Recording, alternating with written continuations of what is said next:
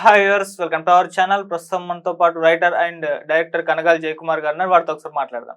Sir నమస్కారం sir. నమస్తే. Sir ఇప్పుడు సినిమాల విషయానికి వచ్చేసరికి ఎన్నో పాన్ సినిమాలు రాబోతున్నాయి కదా, మరి వాటి గురించి ఏమైనా ఇంట్రెస్టింగ్ విషయాలు ఉన్నాయి? అసలు సినిమా ఇండస్ట్రీలో ఉన్న ప్రెసెంట్ హాట్ టాపిక్స్ ఏమి ఉన్నాయి సార్? ప్రెసెంట్ హాట్ టాపిక్ రెండు సినిమాల రెండు వర్గాల పోరు. ఓకే. అది పోరు అనటం నాకు ఇష్టం లేదు, కానీ అందరూ కలిసి చిలికి చిలికి గాలివాల అయిందంటారే, దాన్ని ఆ విధంగా తీసుకొచ్చారు. ఏంటి, పుష్ప రిలీజ్ ఏమో డిసెంబర్లో అంటున్నారు, డిసెంబర్ ఫస్ట్ వీక్ అంటున్నారు. So game changer, Dil Raju game changer Ram చరణ్ది, Dil Raju కూడా డిసెంబర్లోనే అనౌన్స్ చేశాడు. తర్వాత ఈ రెండిట్లో ఎవరు రిలీజు ఆపుకోవటానికి పక్కకు జరుపుకోవటానికి ఇష్టపడినట్లే. ఎందుకంటే ఈ రెండింటి తర్వాత ప్రభాస్ సినిమా ఒకటి వస్తుంది, పెద్ద సినిమా. సో ఆ ప్రభాస్ సినిమాతో ఢీ కొట్టే దానికన్నా ఇక్కడే ఢీ కొట్టుకుంటే బెటర్ అనే వాళ్ళ దేశం ఏంటో మనకు తెలీదు.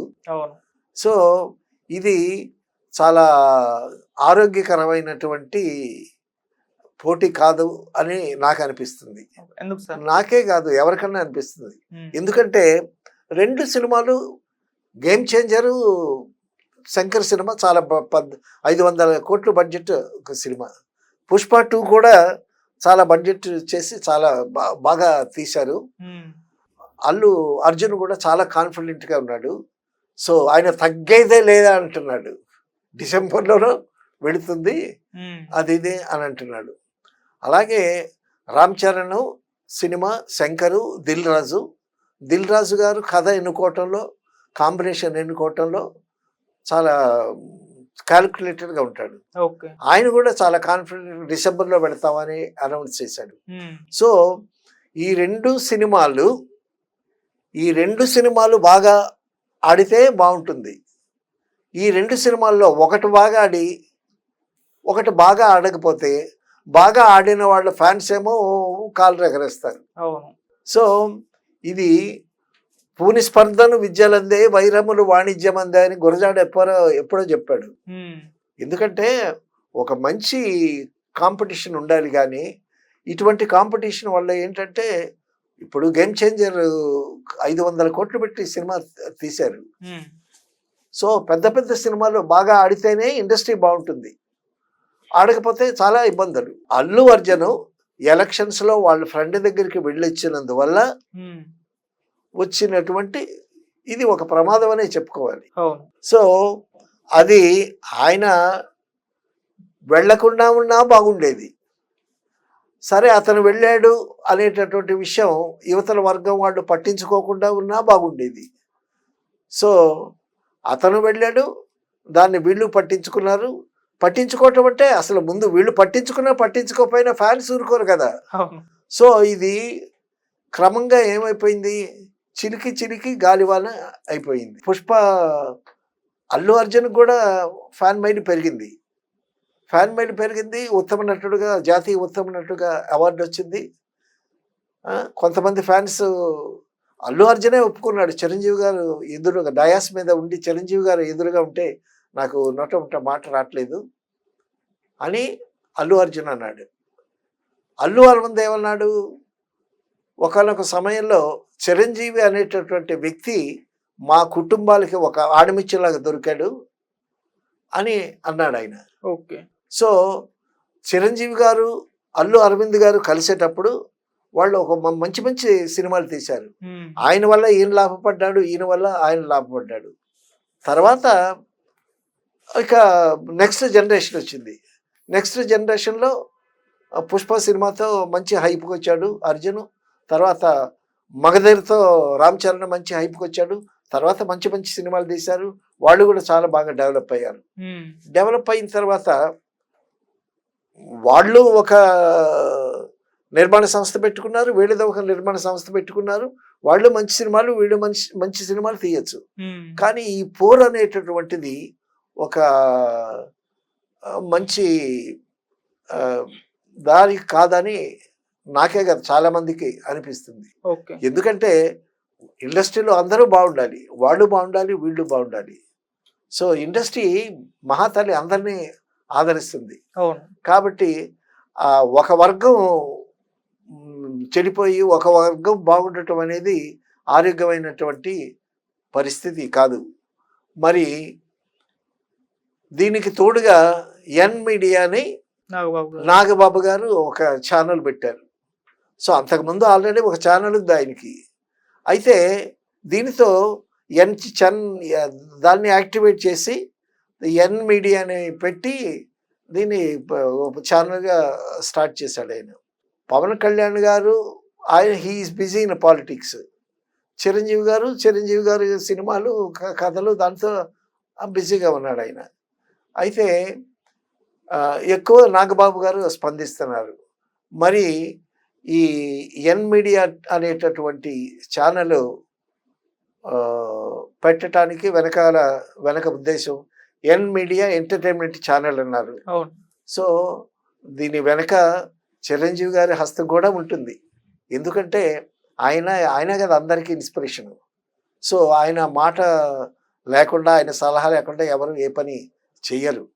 ఆయన కూడా చాలా అనుభవజ్ఞుడు, చాలా తెలివైనవాడు, ఒక మంచి సలహా ఇస్తాడు.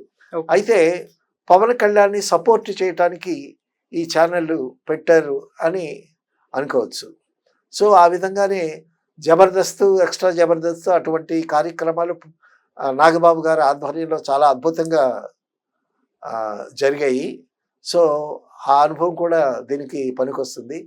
బహుశా అందుకే ఎంటర్టైన్మెంట్ మీడియాని కూడా పెట్టాడు ఆయన. సో ఏది ఏమైనా సరే ఈ ఎన్ మీడియా అనేటటువంటి ఛానల్ ద్వారా మళ్ళా నాగబాబు గారు ఒక మంచి ఎంటర్టైన్మెంట్స్ అవి చేస్తే బాగుంటుంది. తర్వాత పవన్ కళ్యాణ్ గారికి సపోర్ట్గా కూడా ఒక ఛానల్ ఉండటం అనేటటువంటి అవసరమనే ఉద్దేశంతో చిరంజీవి గారి సలహా మేరకే పెట్టుంటాడని మనం అనుకోవచ్చు. ఏది ఏమైనా సరే పుష్ప గేమ్ చేంజర్. ఆ రెండు భవిష్యత్తు ఎట్ట ఉంటుందో, తర్వాత ఏది సక్సెస్ అవుద్దో, రెండు సక్సెస్ అవుతాయా, తర్వాత వీటి మీద మళ్ళా ప్రభాస్ సినిమా కూడా పెద్ద ఒక సినిమా అల్లు అరవింద్ గారు అనుకుంటా, ఎవరో మొత్తానికి ప్రొడ్యూసర్ ఎవరు. సో అది కూడా రాబోతుంది. ఏదైనా సరే సినిమాలన్నీ బాగా ఆడితే మన ఫిలిం ఇండస్ట్రీ బాగుంటుంది. సో ఇండస్ట్రీ బాగుండాలి, ఇటువంటి వర్గపోరు లేకుండా ప్రశాంతంగా ఉండాలని మనం కోరుకుందాం.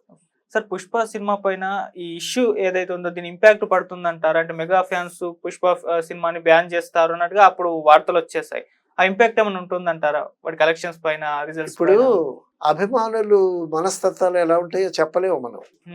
సో పుష్ప సినిమా ఎట్లా రిలీజ్ అవుతుందో మేము చూస్తామని కొంతమంది ఎక్కడో అంటున్నట్టు వింటున్నాం. సో అది ఆరోగ్యకరమైనటువంటి పరిస్థితి కాదు. ఇంపాక్ట్ ఉన్నా ఉండొచ్చు.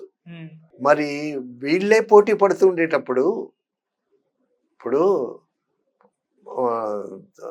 రామ్ చరణ్ సినిమా రిలీజ్ అంటున్నాడు, మళ్ళీ అల్లు అర్జున్ ఆ సినిమా రిలీజ్ అంటున్నాడు. ఎవరు పక్కకు జరుపుకోవటానికి ఇష్టపడట్లేదు. తర్వాత ప్రొడ్యూసర్స్ కూడా అలాగే ఉన్నారు. సో వీళ్ళు పోటీ పడేటప్పుడు పవన్ కళ్యాణ్ వాళ్ళు ఫ్యాన్స్, ఆ హీరోల ఫ్యాన్స్ సరిగ్గా ఉంటారనేటటువంటి నమ్మకం ఏముంది? చెప్పలేము. ఎక్కడెక్కడ చెదురుమదురుగా ఏమన్నా చిన్న చిన్న సంఘటనలు జరగవచ్చు. అది ఆరోగ్యమైనటువంటి పరిస్థితి కాదు. ఇప్పటికే డిసెంబర్లో 2 రిలీజ్ అని అంటున్నారు. దిల్ రాజు గారు అనౌన్స్ చేశారు. తర్వాత అల్లు అర్జున్ కూడా డిసెంబర్ తగ్గేదే లేదు అంటున్నాడు. ఎవరు తగ్గటం లేదు. మళ్ళీ జనవరిలో చిరంజీవి గారు విశ్వంబర మూవీతో రాబోతున్నారు 5వ తారీఖు. మళ్ళా అదొకటి వస్తుంది. అవును. ఈలోగా ప్రభాస్ సినిమా ఒకటి వస్తుంది. డేట్ అనౌన్స్ చేసినట్టు లేదు. ఏదైనా ఇండస్ట్రీ క్షేమం దృష్ట్యా చాలా ప్రశాంతంగా, శాంతంగా ఉంటే ఇండస్ట్రీ బాగుంటుంది. సో ఏమవుతుందంటే ఇది చిలికి గాలివాన అయింది. ఇది సునామీ కాకుండా ఉంటే బాగుంటుందని అందరూ అనుకుంటున్నారు. సార్, పుష్ప 2 ఫంక్షన్ కి పవన్ కళ్యాణ్ గారు కూడా రాబోతున్నారు అన్న వార్తలు అప్పుడు వినిపించేస్తారు. అంటే ఈ ఇష్యూకి ముగింపు అప్పుడే అంటే ఎండ్ అయిపోతుంది అన్నట్టుగా అభిమానులు అయితే ఉండే సార్. మరి ఆ ఛాన్స్ ఏమన్నా ఉందంటారా సార్? ఒకవేళ పవన్ కళ్యాణ్ గారు వచ్చేటట్టయితే ఉమ్, ఆయన ఈ ఇష్యూ మీద ఆయన అభిప్రాయం ఇప్పటి వరకు వెలిబుచ్చినట్టు లేదు. అవును. So he's busy with his politics. Okay. ఆయన 3 సినిమాలు ఉన్నాయి, ఆ 3 సినిమాలు ఫినిష్ చేయాలి. తర్వాత he's very busy in politics. తర్వాత ఆయన శాఖల మీద ఆయన బాగా స్టడీ చేస్తున్నాడు, బాగా విస్తృతంగా పర్యటిస్తున్నాడు. సో ఆయన కల్పించుకుంటే మరి ఎలా ఉండేదో. ఉమ్, సో చూడాలి ఓకే. భవిష్యత్తు అనేటటువంటిది. సో చిరంజీవి గారు కూడా పెద్ద మనసు చేసుకుని ఇట్లాంటివి రాకుండా ఆయన చేయగలడు, చేస్తాడు. ఉమ్, చేస్తే ఇండస్ట్రీ సుభిక్షంగా ఉంటుంది. ఓకే. ఇప్పుడు మనకి ఇండస్ట్రీలో ఉన్న పెద్ద దిక్కు, పెద్ద తలకాయ ఆయనే కదా. ఉమ్, సో కాబట్టి ఆయన కాంట్రవర్సీలకి పోడు. జనరల్గా చాలా ఆలోచిస్తాడు, అనుభవజ్ఞుడు, తెలివైన వాడు. ఇప్పటికీ కూడా చాలా యాక్టివ్గా ఉన్నాడు ఆయన. సో ఎందరికో ఇన్స్పిరేషన్ ఆయన. కాబట్టి అటువంటి చిరంజీవి గారు